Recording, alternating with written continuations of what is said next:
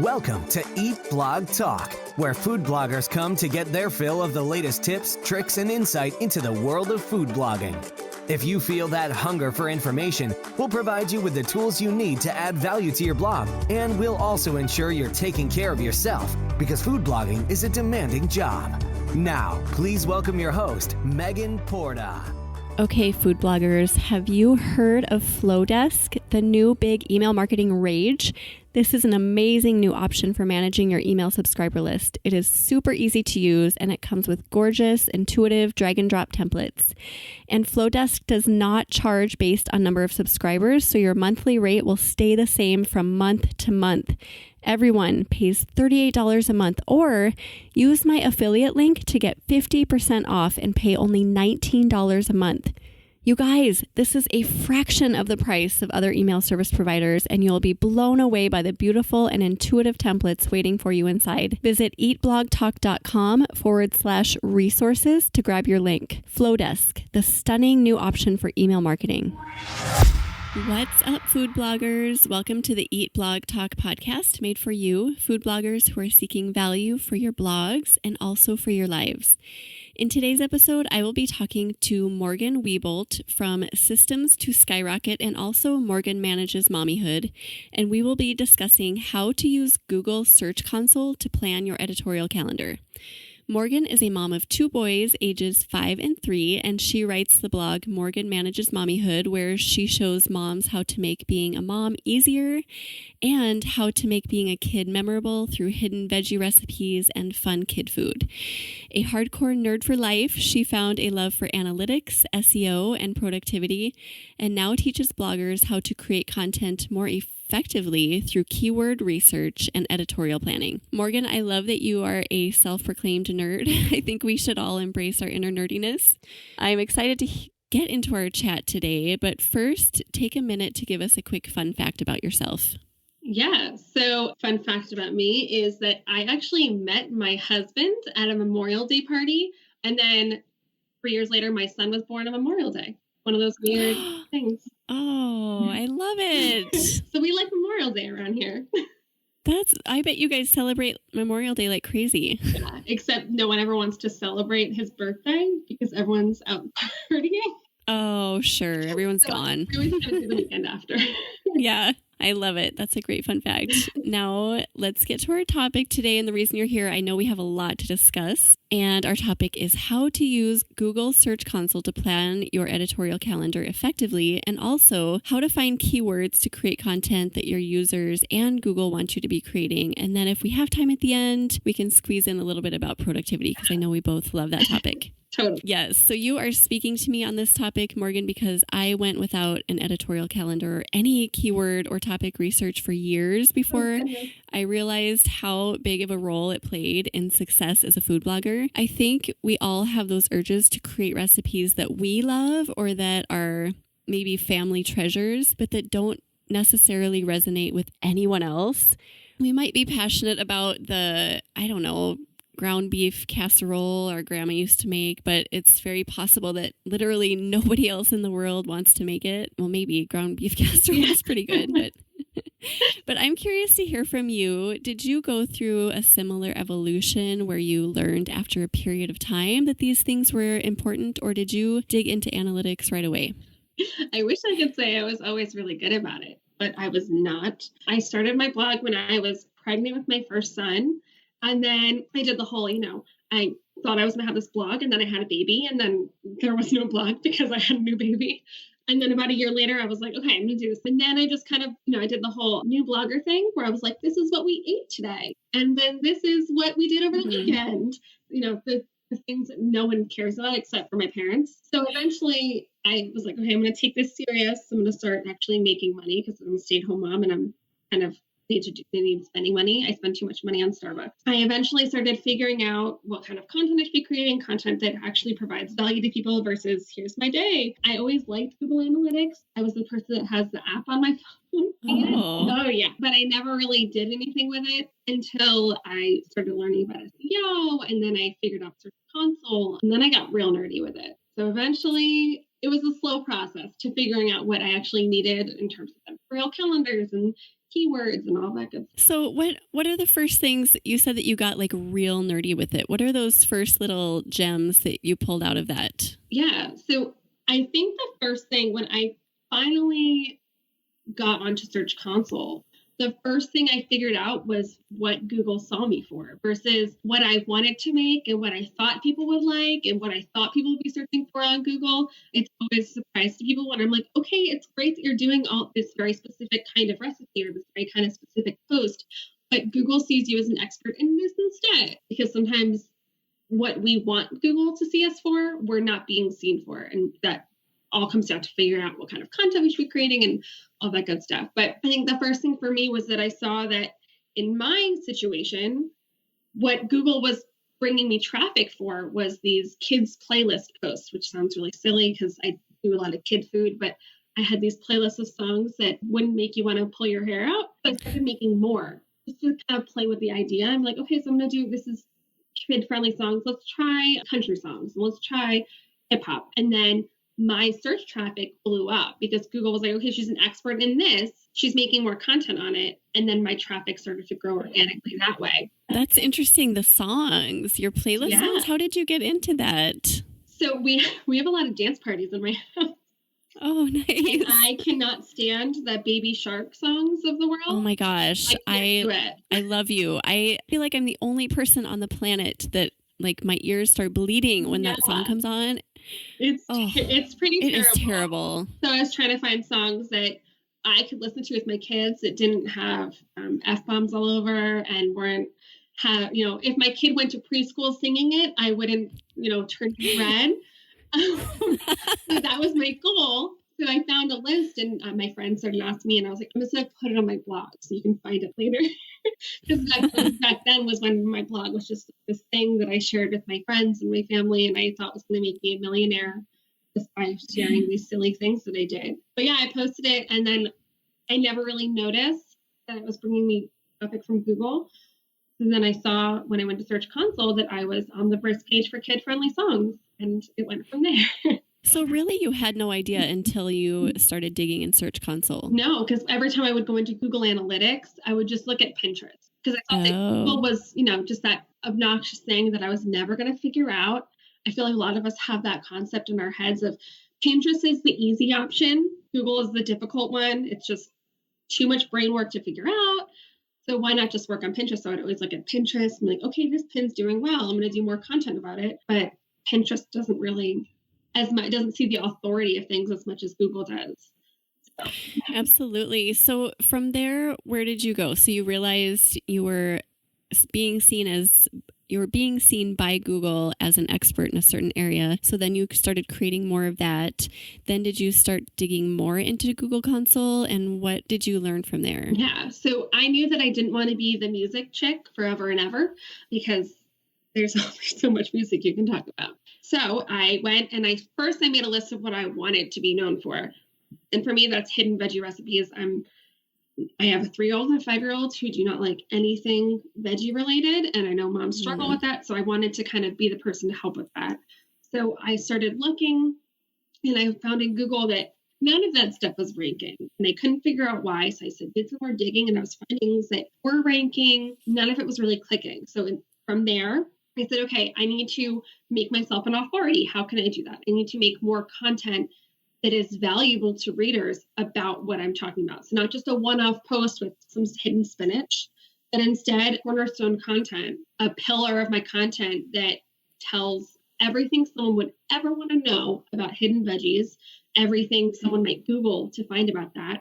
And then I answered it. And then I built content around that. And now my content does rank pretty well for hidden veggie stuff. I love that story because so often I hear bloggers saying like, oh, I tried to become authority on X topic, but that's just not what people were liking. But maybe it's just a matter of they weren't trying hard enough and they weren't providing that cornerstone content and making themselves an authority. So instead of like you embracing your kid music, you were like, no, I don't want to be the music lady forever. I am interested in veggies for kids. And I like that you just like kind of made that happen. Yeah. Yeah. And I think that a lot of people think that I should also note that hidden veggie recipes are not a huge search. It's a very small percentage of the world that's looking for spinach brownies, but there are people out there. I think part of it is also being okay with targeting a smaller demographic and knowing that if I, a lot of people think Google, like, if they build it, they will come, but that's just not how it works. Like, you can't just like throw it up there and hope, Google's going to find it and love it.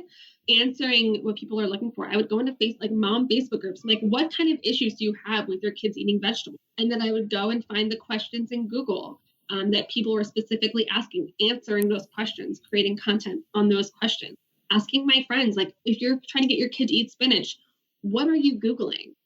Versus just kind of hoping, flying by the seat of my pants. And yeah, for sure. I love the concept of, well, first of all, using those Google questions. They're kind of like gold, right? It's like, oh, this is what people are wanting. But also just trying to think in terms of a user. Like you just said, ask your friends, go to Facebook groups where there's a specific topic and just see what people are asking there and then answer those questions. I think more than ever, that's kind of the strategy that's working with Google, because Google is putting the emphasis on authenticity and what do people actually want when they come to your site. So, those are the things that we need to start thinking about. And I feel like analytics are like a secret, honest little nugget of gold, right? There's such truth hiding inside of them, but they're kind of secret because nobody really wants to go check them out. But then once you do it, it's kind of addicting. Like, this is really interesting. It's a rabbit hole for sure. It is. You definitely have to schedule time for it. But the analytics are just sitting there waiting for us to dig into them. But I feel like so many bloggers are intimidated by them because they're numbers and they're analytics. And we don't typically thrive on analytics. We thrive on creativity and producing content. So Morgan, do you have suggestions about how we can switch gears and see the need to dive into that analyzing mode? Yeah. So, I mean, like you said, I always tell people when I'm digging into their analytics or if I'm giving them keyword analyses that it is not my opinion. It is 100% fact. Like, it's fact-based. It is exactly what Google, especially Search Console, it is what Google is telling you. It's giving you this information because, like you said, Google wants, people think like Google hates me. Google hates me. Okay, Google is an algorithm. It does not hate you. But what it really wants is it wants to provide content and can provide value to their user. They want people to keep coming back to Google. They don't want them to go to Bing or I don't even know what's left anymore. Yeah, I don't either. Exactly. Like, you don't even know anymore. But they don't want people to find other sources. So they want the top ranking content to answer people's questions. By looking at the analytics, we're really finding out what people are looking for, what Google is seeing you as, and why they are providing your information to people, and why you are a valuable aspect on the internet. So by using that Google Analytics and by using Search Console, we're really getting that information, the facts around. So that's why I always tell people, even if you just say, okay, once a week for an hour on Mondays, I'm going to schedule in this time to kind of look through my Search Console, look through Google Analytics, see what's doing well, see what's not, and then try to figure out why. It's just really valuable. Yeah, it is almost like you have to just schedule it in. And I promise you, if you're trying to avoid it, once you get in, you'll kind of get addicted. Because I went through that whole, like, I don't want anything to do with it. And then I realized I had to. So I went in, started playing around, and then I got obsessed. I'm like, okay, I need to back off. And so you need to like set parameters for yourself. But I like your recommendation to just schedule it in, even if it's just like an hour a week, and just make yourself switch gears. Yeah. Because you really do need to do. I mean, if you aren't digging into it, you really should. Yeah. It's the same as I'm always hesitant to schedule my yearly physical at the doctor because I'm like, I'm healthy. I'm fine. It'll be fine. I don't need to do that. Or like the dentist, like my teeth are clean. But you should still do it just because you need to do these things. That's funny because I have a dentist appointment today. So there you go. And I was actually considering canceling. I was like, I really don't. My teeth look great this morning, but yeah, exactly. But it's preventative measures where I have a lot of my clients come to me and they're like, I need to work on Google because Pinterest changed their algorithm and now my traffic plummeted.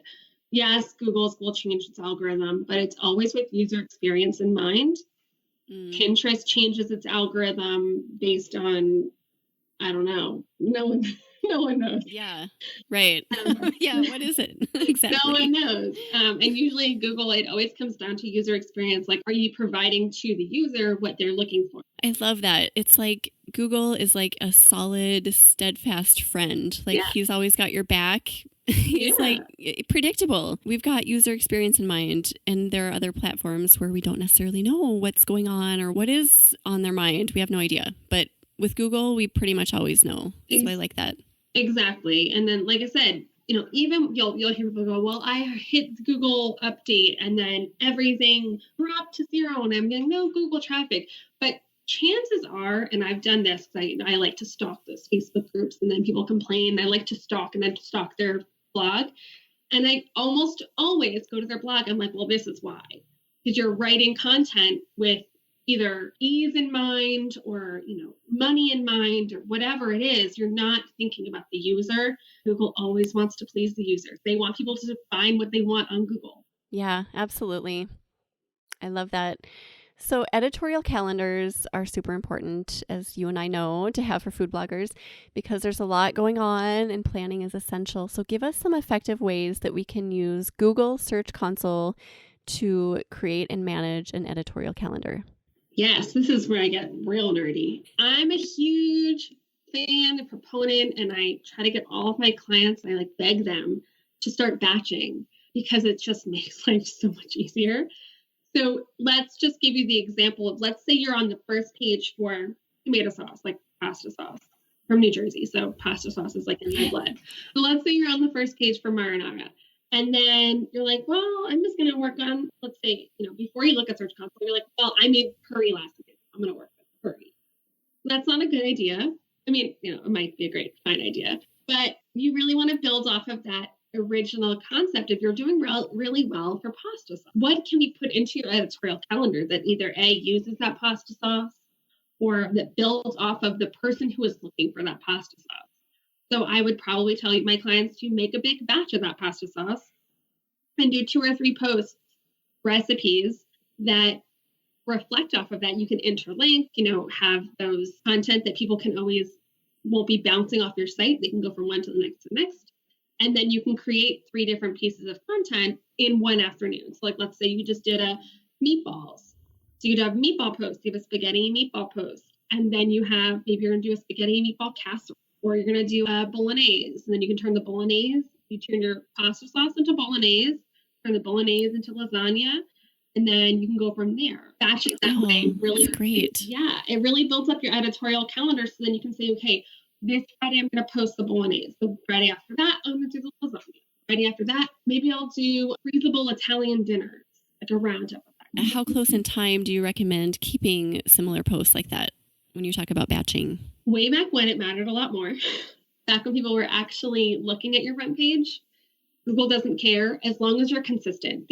Google wants user experience, number 1, 2, consistency. They don't want you to post 5 times in 1 week and then not post again for 2 months. Let's say you had 7 different pasta posts. You posted them every Friday for 7 weeks. That's fine. It's really not the end of the world as long as you're consistent in your posting. I hear people say, well, I have, 8 carrot recipes and I don't want to post them back to back.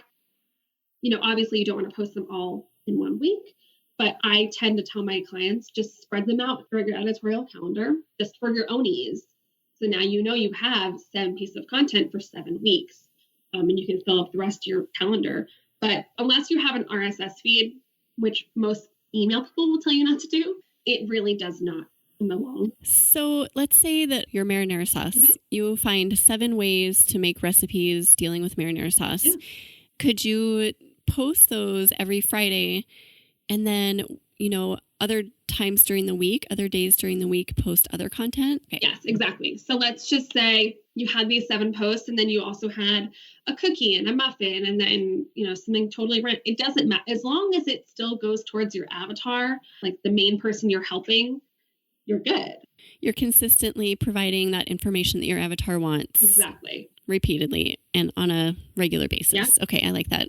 And then kind of to go along with what you were saying, you could also do not necessarily a recipe about marinara sauce, but you could do an instructional video. You could do like how to make this in the Instant Pot, and you could do like step-by-step photos, or, you could like Exactly. really go crazy with any topic. I mean, you can get down to the nitty-gritty with just about any recipe, Exactly. really. And then you can even, to get real nerdy with it, you can get into very specific components. So if you wanted to do a whole post about how to freeze sauces, that would be really great. So you can show how to freeze a cream sauce, and then how to freeze a marinara sauce, a tomato-based sauce, these different sauces. And then you can link, okay, now that you know how to freeze tomato sauce, here's my marinara sauce. Now that you know how to freeze this sauce, here's this sauce. But again, you're providing value to those people. I love that. So you're kind of thinking beyond the recipe then. Yeah. Beyond the actual marinara sauce. And then you go to sauces. Mm-hmm.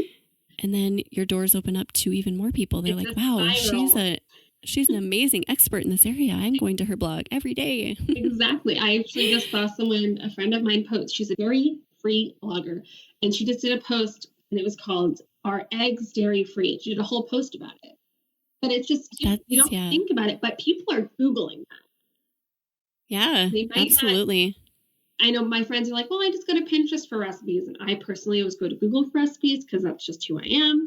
But people Google specific questions all the time. That's why those, like you said, those questions on Google are gold. They are. Mm-hmm. I love those.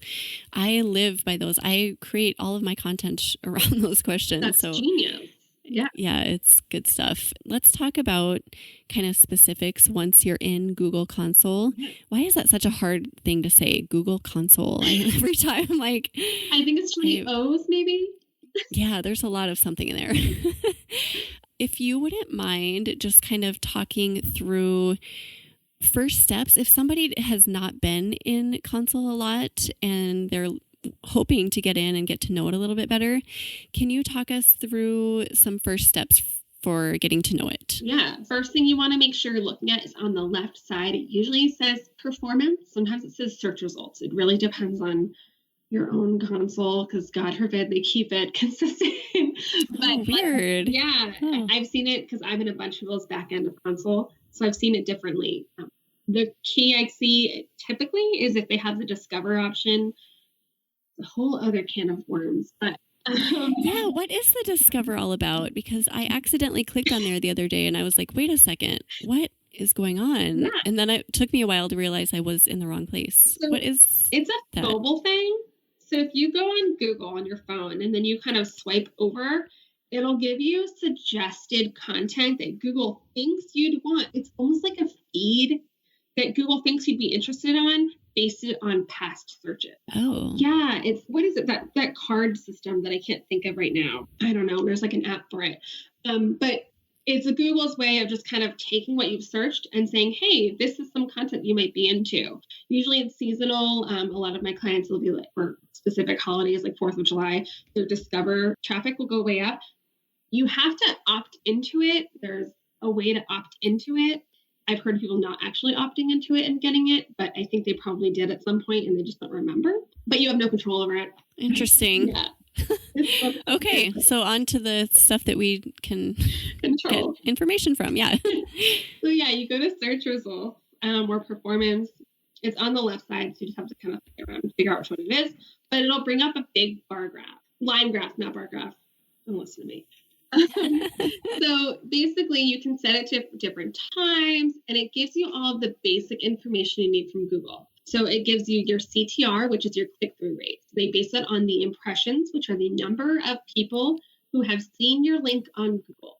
You know, you scroll through Google and you see, you get all the top 10 results and you scroll past them. That's an impression.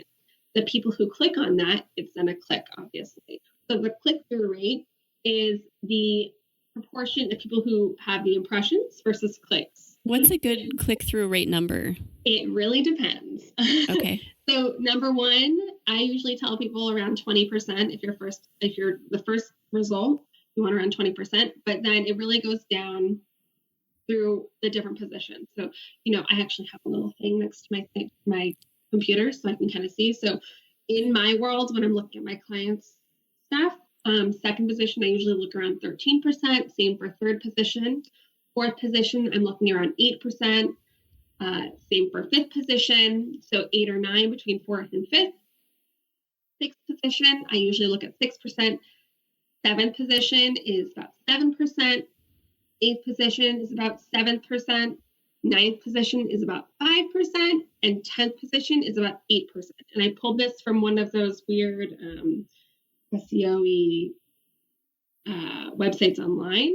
So it's just kind of random guidelines. It's not set in stone, but it's a good way to tell. If you look at one of your queries or one of your posts and the click-through rate, you're in the first position and you're getting 0.1% clicks, you want to change up that title and meta description to entice people to click on it. Okay. I know that was a lot of information.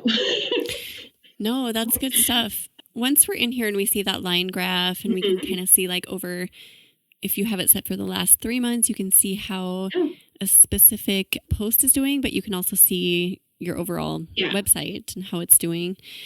And then you get like the queries and the pages. So where do you recommend people looking first on this page? I like the queries personally. I think that if you look just at the pages, it has the chance to be misleading. I always tell people to go to queries first and then sort by position. So sort it so you're seeing your first query. Usually it's sorted usually by clicks, which is great, but it's probably what you already assumed your traffic is coming from. So it's sorted automatically by the post that has the most clicks. If you've never been into Search Console, look at that first. So you can kind of see which keywords, the queries are keywords, which queries are bringing you the most clicks. You'll probably see it's probably from all the same posts. It's probably all variations of the same keyword. So now you can see what Google is beginning to see you as an expert in. And then I like to sort by position. So I can see what queries are in the first position, second, all the way down to, 100. But what I like to look at is the posts queries are in the 11th position, because that means they're at the very top of the second page. So that kind of gives me an idea of things I should be updating and where I should put my efforts to. So when my clients are first getting the Search Console, I'm always telling them, look at what's in the 11th spot, because that content is easy to update. It's easy to give it a little bit of a push to get on the first page. Once you find a query that you think would work with your site, whatever, you want to update it, maybe it's on the second page, click it, and then go over to pages, and it'll show you which pages that query is coming up for. Sometimes you'll be surprised, and it's 4 or 5 different pages that are ranking for one query. And that usually tells me that you need some kind of cornerstone piece or roundup on that topic. So let's say it's like quick dinner, and you have 5 or 10 different posts ranking in various spots for that. You want to do some kind of piece of content that's going to help Google see that you're an authority, that you can interlink a lot. That's really valuable. I love it. Okay, so I love your recommendation for looking at what's on 11, because you want to get all that content to the first page. That's a really great place to start. And then, so I'm just going to tell you what I'm seeing when I open my queries, and I sorted by impressions, and I have goulash recipe, Hungarian goulash, American goulash. And I only have 2 goulash recipes on my site. I have regular goulash and Instant Pot goulash. So now would you recommend that I do, because I really don't know what else to do relating to goulash. What should I do more? Putting the word goulash in, or something surrounding goulash? So recently in June, Google put out an update that they are only letting different domains rank for a keyword twice per page. So people who made 30 different goulash recipes and were ranking maybe in 7 for the word goulash, like they had 7 different posts ranking for the word goulash, really got a hit because they were no longer ranking. So instead, we want to think at the overall picture of what goulash is. It's an easy, comforting meal, right? So think about content that is reflective of that you can interlink. Hey, you don't like this ingredient in goulash, you might like this. Similar ingredients, similar styles of cooking. You don't want to do 18 different, vegan goulash and dairy-free goulash and then gluten-free goulash. And you don't want to keep going on this. You can go for days on the same topic but eventually you're going to hit a wall. And then you also are really stuck in this goulash, which is a weird word to say now when you say you're stuck in this little box of goulash. And let's say a news article comes out that goulash is really bad for you. You you never know what's going to happen, but you're totally putting yourself at a disadvantage. So, yeah. So do you recommend more focusing on the fact that it's a comfort food and kind of like maybe interlinking with that in mind? Yes. So okay. And I'm trying to think of what goulash is. Is it the meat with the noodles? So it's elbow macaroni with ground beef, and then like onions, tomato sauce, and a few seasonings. Yeah. So exactly. So other kind, like I would say even like a hamburger helper, kind of a one pot thing. Like it's one pot, right? Yep. Yeah. So things that are like comforting, easy, quick weeknight dinners for the winter kind of stuff. Always it's going to do well for you, because that's what Google is starting to see you as an expert in. So Google will see that those are similar and they'll set me as an expert. Eventually, yes. It's not going to, I've had people who are like a week later, like, okay, so it's not ranking. I'm like, yeah, it's probably not going to rank yet. Calm down. It takes a while. So how long does it take? Because I've heard like 3 months, 6 months. It's Google, right? Google does not like to tell anyone what it does. I say 6 weeks is when I typically start to see things doing its work. I don't touch it for 3 months. So if in 3 months, it's not moving up month over month. It's not. And I think the other thing to remember, and I with my clients, I have SEO trackers and I keep track of this stuff for them, but look at is it going up at all?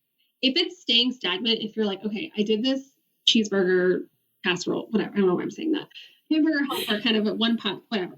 And it stayed at 80 for 4 months in a row. Okay, so we want to do something to it. We want to look at it and we're going to look at the competition. What is ranking and what are they doing that you're not?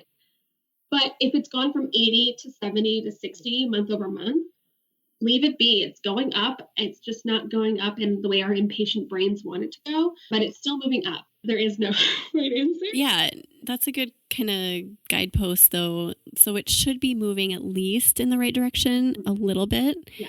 And if it's not, then we can jump in. But you recommend kind of like hands off for 3 months, make the changes, and then just let it do its thing. Yeah. And that's what I do my own content. That's what I tell my clients to do with their content. It's just such a waiting game. And we live in such an impatient society that I get it. But at the same time, touching it too much could put you at a disadvantage, because if it's going up and then you touch it and then it stays stagnant, there's probably something that Google liked about it before. It just, maybe it's really high competition, or it's just taking a while, or you don't have the authority yet for that. You don't get some more backlinks, start getting that social proof, that kind of stuff. If you're really impatient on it. Yeah, this is great stuff. So, okay, we've kind of covered how to dig into Search Console queries. You recommend starting there. Yeah. And then just keeping an eye on those top queries and building cornerstone recipes around that, or posts around that. Mm-hmm. Also keeping an eye on position 11 and do like 11 through 20 or... Yeah, and so 11 through 20 means it's on the second page. When I'm looking for content to update, I'm always looking at 11 first, because that's the easiest. Just give it a little bit of love, and there's a higher chance it'll go on the first page. It just needs a little bit of a bump, especially if it's something you haven't touched in forever. Even if it's 21, it depends on the keyword, the season. Yeah.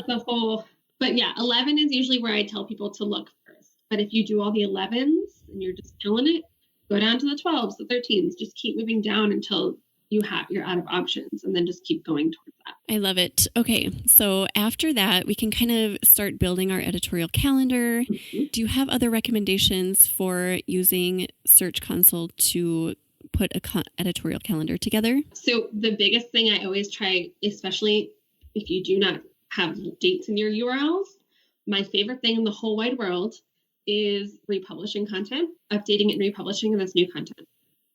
So I actually make editorial calendars. I have a client, her entire editorial calendar for the last, she's been working about 6 months, has been nothing but republished content. Nothing but republished content. And her traffic's up, her positioning is up, because she's improving the content that's already on Google and making it more user-friendly, giving it more value. So she's, instead of reinventing the wheel and doing all this brand new content, she's just getting content that's on the edge of ranking. And nobody probably even knows that it's older content. No one has any. I know. I think that in our own creative, we have a bit of an ego about things. We think that people are going to notice. Yeah. And I'm sorry to tell all of you, no one is noticing. Your mom she might say, hey, didn't you just do this last year or 6 months ago or whatever it is?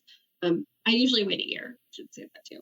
Yeah. But no one is noticing. I do put a disclosure on there just for Google standards. They like that. They want you to say this post was originally published X date. It has since been updated for, I usually write user experience on X date. Oh, that's a great little nugget. I like that. I think I usually do say, but I don't always say when. So yeah, that's a good Google one. likes that. Especially now there's actually structured data code to do it. So Google can kind of read it, and it helps them know that it's been updated. Yeah, that makes sense. So you mentioned if you have older posts that do have dates in the permalink, what do you do with those? You update them, but you do not change. Do not change the URL, please. It's giving you a bunch of 404s and breaking links. And, if you have stuff doing well on Pinterest, then you have to do a redirect, which is just another barrier for Google to hit, especially if you've already redirected from HTTP to HTTPS, just another redirect. So don't touch that. Just update it and leave it be.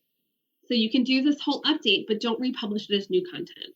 I would say with that, with my clients that have that, we just put their published content, I'm doing air quotes, their republished content to 1 a week, and then they update content and promote it just the way they normally would. They do new pins for it. They put it on Instagram, put it on Facebook, they put it for their email list the same way they would with new content.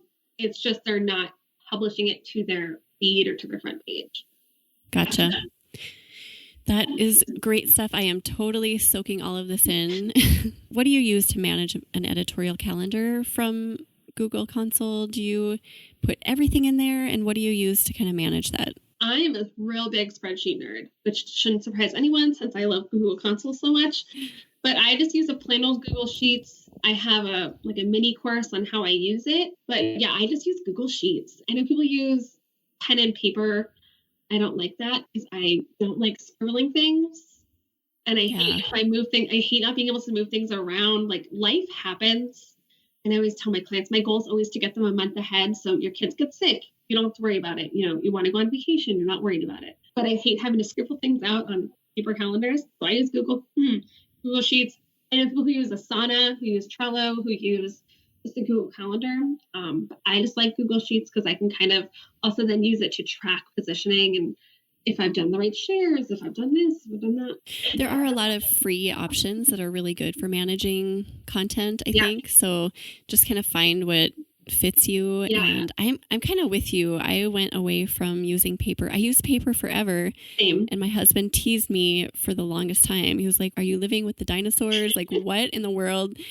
And so finally I made the switch and it's like this whole world opened up. Like, oh my gosh, I can just move it around just like that. It's amazing. It's a bit of a mindset shift because if you're a hardcore paper planner person, and I loved it, but I also found I was spending way too much time on my paper planner, making it pretty and like putting things the way I wanted. And I was just wasting time on it. So with a spreadsheet, I can just move things around and just pop things where they go.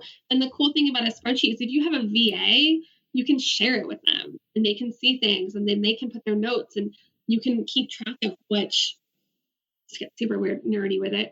Like, say, let's say you had your content calendar on one column and then you have the different steps you have to complete a post. So maybe it's like taking photos, editing photos, writing the content, keyword research, whatever it is. You can put X's in it. You can have make sure your VA and you are on the same page. If it's like create a pinnable image, they can X it out. They did it. So you know that's done.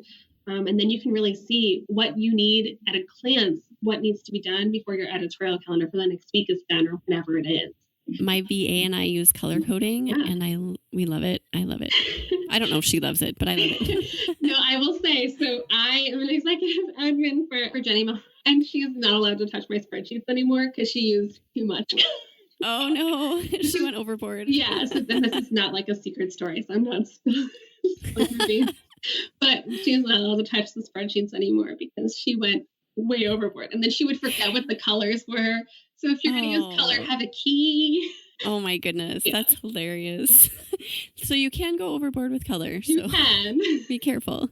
It can be kind of overwhelming when we see the error messages and all the fixes we need to address in platforms like Google Console, and like, oh my gosh, there's so many recipes that we could update and so many things that we can do to improve our ranking with Google. Do you have any advice about how to look past what is wrong and to just get started on fixing the errors that need to be fixed and like updating the posts that need to be updated? Yeah. So with the errors, if you see anything that specifically says error, like it's red and Google saying this is an error, you want to fix that. Errors will actually, ding you in Google. Google does not like errors. It's Google literally telling you, hey, you need to fix this.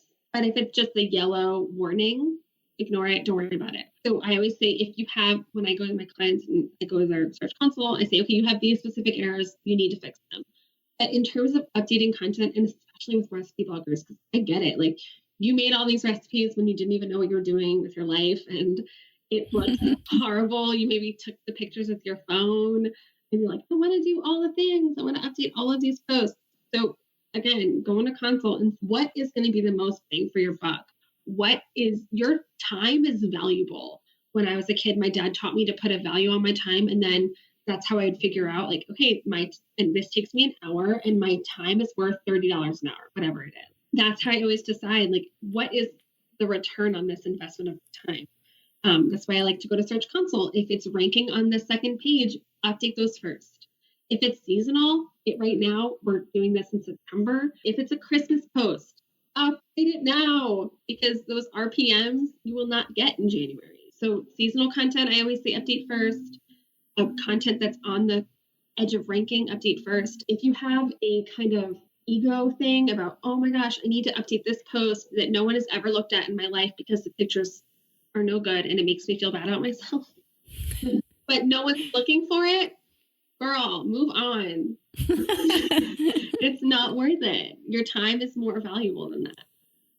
Yeah, so it's kind of just really a matter of planning your time out and blocking time to do these things and kind of do upkeep for and maintenance for your blog. Yeah. And just making it happen and focusing on, like you said, Morgan, seasonal and also holidays that might be coming up. Yeah. I always tell my clients, like, take your ego out of it. Take yourself out of it. If you need to send it to your friend, be like, hey, I'm too deep in this. My heart is too much in this right now. Can you just look at it for me and tell me what you think would be the best return on my time investment? That's always really great. Having outsiders look at things for you is always helpful, because you're so deep into it that it's sometimes hard to see your own. My friend always says, don't call my baby ugly. Your blog is your baby. So it's hard to see sometimes the errors in your blog when you're like, okay, you're so hyper focused on specific things, but really you should be focused on something else. And honestly, it's kind of hard hearing the things that are wrong with our blogs and like our children, like comparing it to children too. When people say like something about my boys that might be true, but it's hard to hear, or if someone tells me something about my blog, it's hard, but it's really important to step back and look at it from another perspective, like you're talking about, because we are in it. We've poured our hearts and our souls into these blogs, and we just don't want to see the bad. Mm-hmm. But sometimes it's good to step back and look at it from another perspective. I really like that. And that is what differentiates it from a business to a hobby. If it's all you and it's just your opinions, then it's a hobby. If it's a business and you're looking at it from a business mindset, like, this is going to make me income, this is my job, that's the real difference in my mind. I love it. Okay, I want to talk to you a little bit about productivity, but first, can you just outline for us what your business Systems to Skyrocket offers and how it helps food bloggers create more content? And not only that, but the content that people are wanting to see? Yeah. So basically what I do is I do all the nerdy stuff for people. So no one likes to deal with Search Console, so I don't make them. Instead, I do it for them. So I have a membership site where I help people. I get to go into their Search Console, and month to month, I give them kind of analysis of what I'm seeing on Search Console. So I'm saying, hey, these are the errors I'm seeing, fix them. Here are 4 posts that you need that are on the edge of ranking, or it's seasonal, or whatever it is. Update these first, and here are some keywords to use. I do keyword analyses. So I do this crazy super nerd document for everyone where they give me their topic and I go find a keyword for them. And then I say, okay, here is the keyword and here is the primary keywords, the secondary keywords. Here are those questions you need to be answering. Here's what your competition's doing. This is what I'm seeing in Google. Here is what I think you can rank for. And also what I'm seeing on Pinterest. So I know we're not really talking about Pinterest. In my analyses, I say on Pinterest, I'm seeing that only 8 out of 10 have no text overlay, or 8 out of 10 are the recommended 600 by 900 size. Sometimes it's very surprising to see it, but I like to look at what's already doing well because there's a reason it's doing well. And then I help my full-time clients create their editorial calendars based on Search Console, based on what's doing well. I help them with the analyses, all that good stuff. It's valuable stuff. It's very valuable. I love that. Okay, so we are kind of running out of time, but I want to cover productivity just for a few minutes. It's a topic that I'm mildly obsessed with.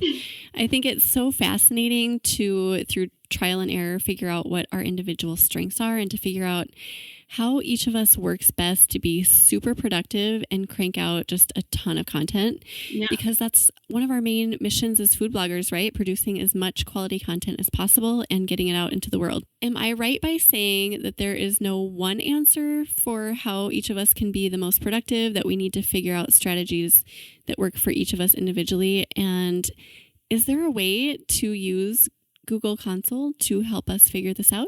100%. There is no right or wrong, unless the only wrong I think is if you're only doing like one post at a time and you're spending 8 billion years on it and every single aspect. I think I'm a big fan of batching, and I try to convince everyone to at least try batching once. And that's really where Console comes in. You make that editorial calendar, you find similar strains within the content that you're going to be posting, and then you do them all at once, whether it's Christmas cookies, you want to do 4 different Christmas cookies, and let's say 3 of them are sugar cookie base. We're going to make a big batch of sugar cookie dough. We're going to make them all at once. But yeah, it's really figuring out what works for you. For me, it was always doing the batching of creating 4 or 5. Once I did 12 recipes, that was a very exhausting time. Wow. It was a long time, a lot of dishes. And that's the other thing that we don't think about as food bloggers, like your dishes that you have to do, that's time out of your day.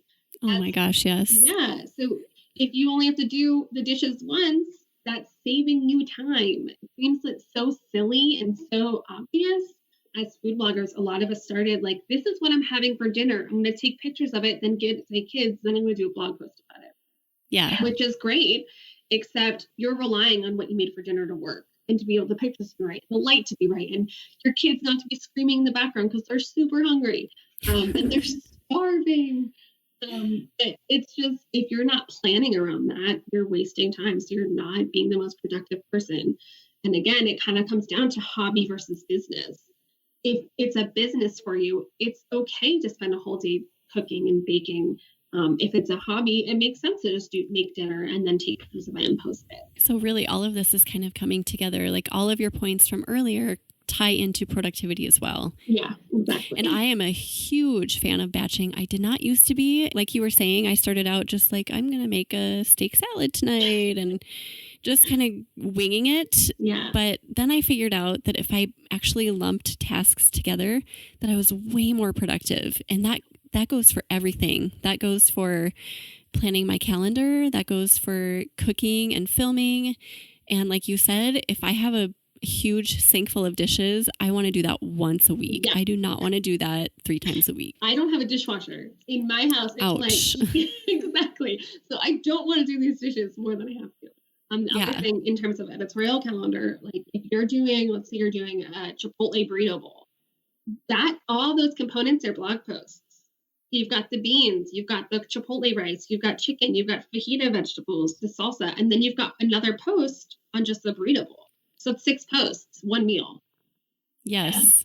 I love that. I love thinking ahead in that way. And like, I could put all of this together, make one recipe technically, but then you're providing information on different aspects of the recipe too. Exactly. And then also, I think for me anyway, I just get into a flow when I'm batching. Like if I start writing and then I have to stop and edit photos, then it's like, it kind of interrupts my creative flow. But if I can do it all in one big chunk, and I know not everybody agrees with this because a lot of people like breaks and like 25 minutes off, whatever. I don't do that. I just like work really hard, like as much as I can all day. And then I get so much done and I'm exhausted, but I'm super productive on those days. There's actually science behind that. Like the psychology of it, your brain uses different parts to edit photos than it does to write content. So if you are doing for every single post, going from editing photos to writing content, it takes like 10, 15 minutes just for your brain to go from, okay, I'm no longer doing this specific task of editing photos. I'm now writing content. If you're editing all of your photos at once for 5 different posts, whatever it is, you're going to go faster. It might take 10 minutes for you to get into it. And I feel like a lot of us feel that rut and then we get stuck in it. But if you can get past that initial brain transition, you're more effective. Yeah. So it's counterproductive not to batch. Yeah. So I like that you've repeated this throughout our talk too. Just like if you haven't tried batching, just give it a try. Yeah. Even on a small scale and build from there. But 100%, I agree with you. Something like that. Something like that. So I am taking up so much of your day. I've just loved this chat. I can do this all day. I could too. So maybe I should just call you later. Yeah, for sure. Is there anything important that we've missed that you feel like you want to add right now about anything we've talked about today? I think really it's just figuring out what Google is seeing you as an authority, figuring out what you want to be seen as an authority, and then working around that, like really striving to make that happen. Sounds simple, love it. So simple. Easier said than done, but at the same time, kind of part of the job. Yeah, absolutely. Well, Morgan, I hate to wrap up today, but I suppose I should do that. And I know that my listeners are going to find a ton of value in everything you said. I know I have. So thank you for sharing your expertise with us in this area. It has been a pleasure talking to you. And just thank you for taking the time out today. Yeah, thanks for having me. It was fun.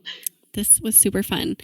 Before you go, do you have a favorite quote beyond what you've already shared or words of inspiration for our fellow food bloggers? Yeah, so mine is always Ben Franklin.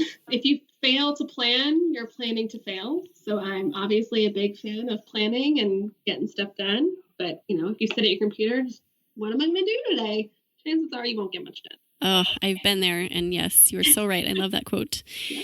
So Morgan has a list of favorite resources relating to this topic and how it relates to food blogging. These can be found on her show notes page at eatblogtalk.com/Morgan W. Morgan, tell my listeners the best place to find you online. Yeah, so if you want to learn more about Systems to Skyrocket, you can go to systemstoskyrocket.com/home, and that'll kind of just bring you to the hub. I have a blog, morganmanagesmommyhood.com, and then you can usually find me on Instagram at morganmanages, even though I spent the summer not on Instagram. Nice. I sit on it anyway. Well, thank you, Morgan, and thank you for listening today, food bloggers. I will see you next time. We're glad you could join us on this episode of Eat Blog Talk. For more resources based on today's discussion, as well as show notes and an opportunity to be on a future episode of the show, be sure to head to eatblogtalk.com. If you feel that hunger for information, we'll be here to feed you on Eat Blog Talk.